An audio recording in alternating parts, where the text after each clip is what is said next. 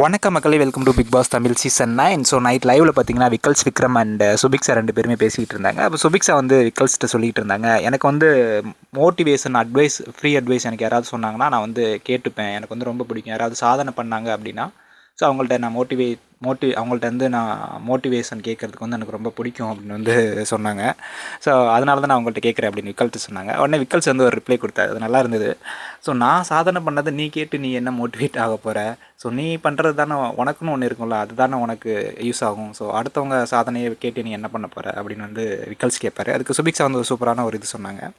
So இப்போ நீங்கள்லாம் பார்த்தீங்கன்னா ப்ரிவிலேஜ்டு, அதாவது டவுன்லலாம் வாழ்ந்துருப்பீங்க. ஸோ உங்களுக்கு மோட்டிவேட் பண்ணுறதுக்கு, என்கரேஜ் பண்ணுறதுக்கு அந்த மாதிரி நிறைய பேர் இருப்பாங்க. ஸோ நான் வந்து ஒரு வில்லேஜில் பிறந்த பொண்ணு.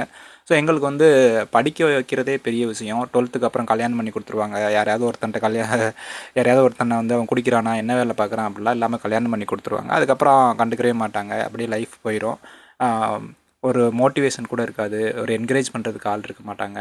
அதை பண்ணு இதை பண்ணு அப்படின்னு வந்து அதாவது இதை சொல்கிறதுக்கு வந்து கரெக்டான ஆள், வழிகாட்டுறதுக்கு வந்து ஒரு ஆள்லாம் இருக்காது எங்களுக்கு. அதனால வந்து எனக்கு வந்து ஏதாவது சாதனை பண்ணணும்னு ஒரு ஆசை. யாராவது சாதனை பண்ணவங்கள்ட்ட போய் உட்காந்து அது அவங்கள்ட்ட வந்து மோட்டிவேஷன் கேட்குறது வந்து எனக்கு ரொம்ப ஆசை அப்படின்னு வந்து சுபிக்ஸா வந்து அந்த பொண்ணு சொல்லிச்சு. உண்மையிலே ரியலி கிரேட். சுபிக்ஸாவோட அந்த மனப்பான்மை வந்து எல்லாருக்குமே இருக்கணும் ஆக்சுவலாக.